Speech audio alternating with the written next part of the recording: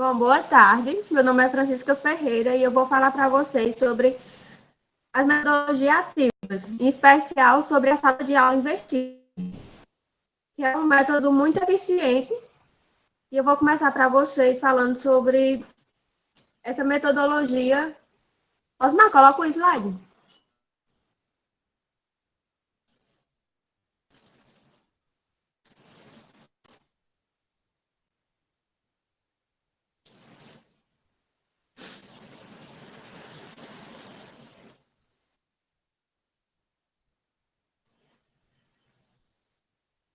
Bom, a metodologia sala de aula invertida. Pula, Osmar. O que é sala de aula invertida? É o modelo de ensino que coloca o aluno como protagonista, aproximando dos conteúdos antes mesmo da aula começar. Logo, existe uma inversão no processo de ensino e aprendizagem, que instiga o aluno a buscar e demonstrar conhecimento. Ou seja, esse modelo é diferente do modelo tradicional que a gente está acostumado, onde o professor ele vai para a sala de aula e chega lá, ele dá uma aula expositiva explicando o conteúdo e após ele explicar o conteúdo, passar os conceitos, resolver alguns exemplos em sala, ele passa a atividade para casa. Nessa metodologia, isso ocorre de maneira inversa. O professor pode produzir um vídeo e passar para o aluno assistir em casa, e quando chegar já a atividade que ele ia fazer em casa, no modelo tradicional, ele faz essa atividade em sala, em conjunto com os seus colegas e com o auxílio do professor. Próximo slide, Osman.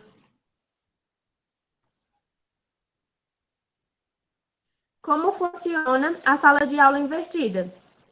O primeiro contato com o conteúdo é feito previamente à distância, por meio de materiais digitais, como uma videoaula, um jogo, uma pesquisa, um texto, entre outras maneiras. E em sala de aula, o conteúdo é aprofundado, é discutido entre os colegas e, posteriormente, é desenvolvida uma atividade em grupo, com a orientação do professor. Ou seja, essa ideia é inversa ao modelo tradicional que a gente está acostumado, onde o aluno vai desenvolver as atividades em conjunto com os outros colegas e o professor agora vai ser um orientador para a resolução daquela atividade determinada pelo professor. Não detém todo o saber, entendeu? Esses vídeos, eles serão um vídeo curto, não precisa ser um vídeo muito longo. Até porque se for um vídeo muito longo, se torna cansativo para os alunos. E depois desse vídeo, o professor também ele pode passar um questionário simples, de apenas 2, 3 questões, para que os alunos possam resolver também em um tempo considerável, pequeno.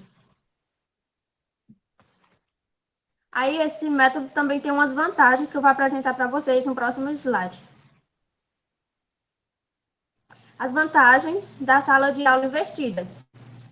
Desenvolver habilidades. Ou seja, esse método, ele torna a aprendizagem mais envolvente, prática e significativa, onde os alunos eles desenvolvem algumas capacidades e habilidades. Autonomia, a capacidade de resolução de problemas, a criatividade e a colaboração também, o senso crítico. Ou seja, essa metodologia tem muitas vantagens, também como o protagonismo do aluno. Essa metodologia, o aluno ele se torna um agente muito mais ativo pelo seu próprio aprendizagem. Ele mesmo constrói seu conhecimento com a ajuda dos colegas. A otimização do tempo também, onde o aluno ele vai ser muito mais proveitoso o seu tempo, quanto para ele, quanto para o professor. O professor não vai perder mais aquele tempo explicando conteúdo em sala de aula, passando conceitos por conceitos. Ele vai partir mais para a prática. Claro que vai tirar algumas dúvidas sobre alguns conceitos. De acordo com o questionário, o professor já vai ter um conhecimento do que precisa ser revisado, o que os alunos mais erraram e mais acertaram. E o professor já vai ter o conhecimento do que precisa ser trabalhado mais. Outra vantagem é as aulas mais participativas e tecnológicas. Como os alunos já vai ter visto o vídeo ou lido algum material que o professor passou, feito alguma pesquisa, o aluno vai chegar na sala de aula já com mais informações, com mais críticas, dúvidas a serem esclarecidas. Ou seja, eles vão chegarem dispostos a debater, a questionar, eles vão chegar com aquele incentivo a participar da aula. Também é uma vantagem para o engajamento dos alunos com dificuldade. Onde os alunos com dificuldade, eles ficam com vergonha no canto da sala sem querer participar da aula. Isso é muito comum, né? Sala de aula tradicional. Eles ficam com medo de fazer alguma pergunta e ser visto pelos outros colegas como uma pergunta boba, já é óbvia. Então, nesse método, o aluno que possui mais dificuldades, eles têm mais tempo, mais disponibilidade para pesquisar sobre o conteúdo que o professor já disponibilizou antes, de forma digital, certo? Ele pode ver esse conteúdo previamente, certo? Essas são algumas vantagens, entre outras vantagens que tem também. Aqui, agora, eu vou apresentar para vocês o meu plano de aula de acordo com essa metodologia, ok? Osmar, tu tira o slide agora ou pode deixar aí mesmo? Beleza. Aqui está meu plano de aula, certo? Esse plano de aula foi desenvolvido para alunos do 6º ano. Ele tem como objetivo a área de conhecimento é a matemática, né? E a unidade temática, eu escolhi figuras geométricas. O objetivo desse conhecimento é levar os alunos a identificar e classificar figuras geométricas como planas e não planas, ou espacial. É levar os alunos a identificar sólidos geométricos, relacionando-os com o cotidiano do aluno e o seu meio. As habilidades é observar os sólidos geométricos no seu entorno, assim como o aprofundamento dos seus elementos, estudando as vértices, faces, arestas e também estimular a observação de figuras geométricas na natureza, proporcionando uma melhor assimilação do conteúdo. Bom, então, como eu desenvolveria essa atividade? De início, quando eu chegasse na sala, faria da turma e tal, apresentaria a metodologia que será desenvolvida naquela aula. E logo em seguida, como essa metodologia traz para nós a importância do trabalho coletivo, eu dividiria a turma em grupos.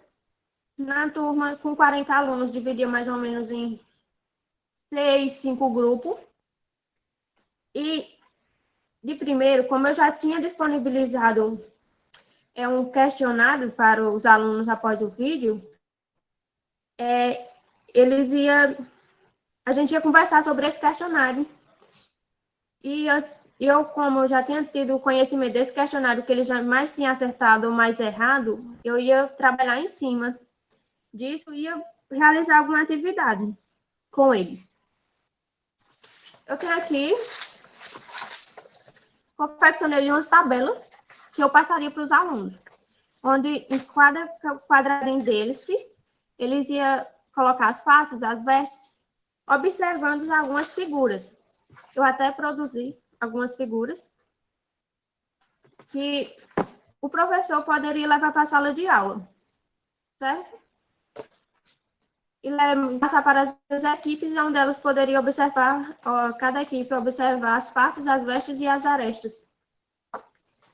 Eu também produzi um vídeo simples, curto, de apenas acho que na média de 7 minutos.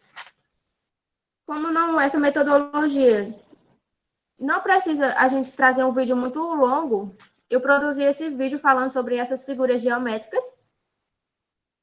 E eu vou passar para vocês ele, para vocês verem como é muito simples. Requer mais, dá um certo mais de trabalho para o professor, mas é uma metodologia que o professor tem muito aproveitamento da turma, onde a turma vai aprender muito, bastante. O professor vai ter muito mais tempo para trabalhar exercícios em sala, certo? Osmar, passa o vídeo. Olá, pessoal! Tudo bem com vocês? Hoje a gente vai falar sobre figuras geométricas. As figuras geométricas são classificadas em figuras planas e não planas, ou espacial. As figuras planas, elas são aquelas que possuem duas dimensões, como comprimento e largura. Exemplos delas são o losango, o retângulo, o quadrado e o triângulo. São alguns exemplos. Já as figuras não planas ou espacial são as figuras que possuem três dimensões, como comprimento, largura e altura. São exemplos dela o cubo, os prismas e as pirâmides. São alguns exemplos dessas figuras não planas. Algumas figuras não planas podem ser chamadas de sólidos geométricos. Esses sólidos geométricos são figuras espaciais, ou seja, não planas, que de acordo com suas características pode ser classificado como poliedros ou corpos redondos. Os corpos redondos têm como principal característica sua superfície arredondada. Alguns exemplos são as esferas, que está representado pelas bolinhas de gude, a latinha de refrigerante, que está representando o cilindro, e o cone, que aqui está representado pelo chapeuzinho de aniversário. Então, a gente pode ver que a gente encontra objetos no nosso dia a dia que nos lembram essas figuras geométricas que a gente está estudando hoje. Bom, já os poliedros, eles têm como principal característica ter faces planas. A gente sabe também que todos os poliedros, eles possuem faces, arestas e vértices. Eu trouxe aqui para vocês um cubo mágico para a gente estudar cada um desses elementos. A gente sabe que um cubo, ele é uma figura não plana, que é formado a partir de figuras planas.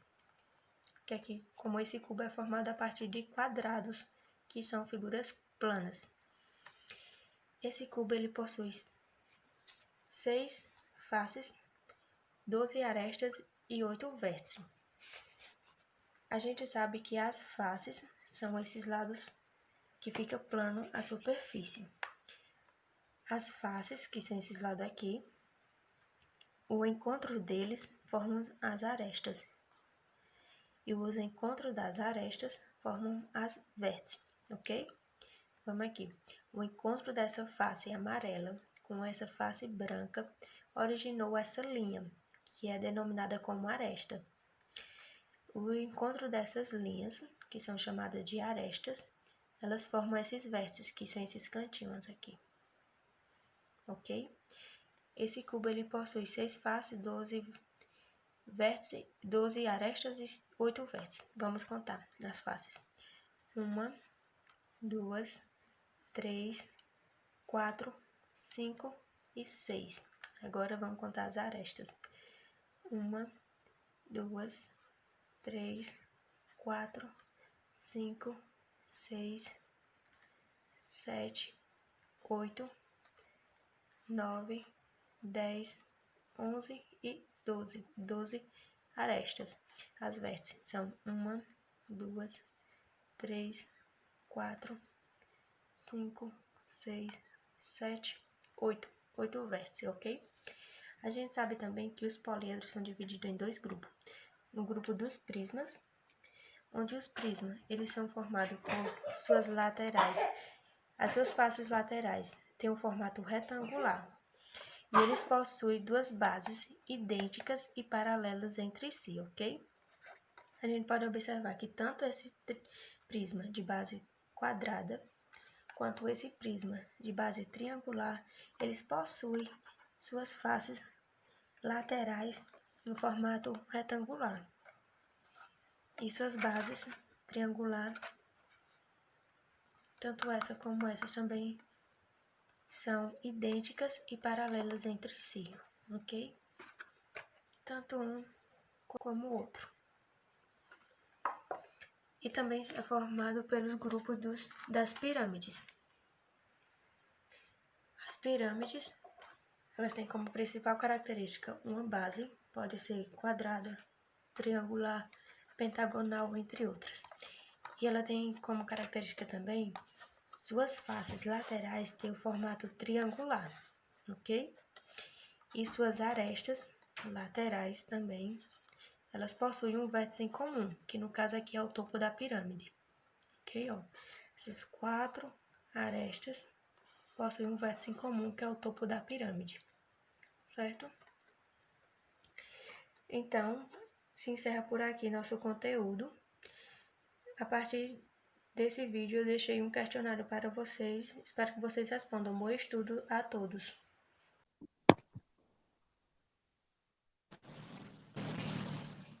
Bom, assim como vocês viram esse vídeo, ele é um vídeo bem simples.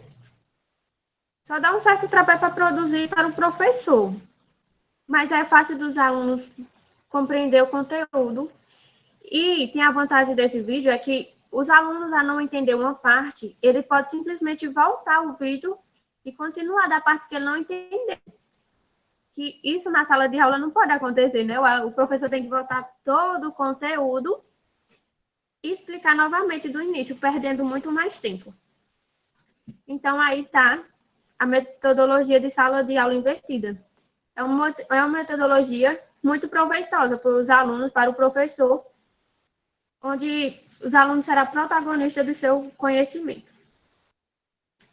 Espero que vocês tenham gostado e tenham entendido.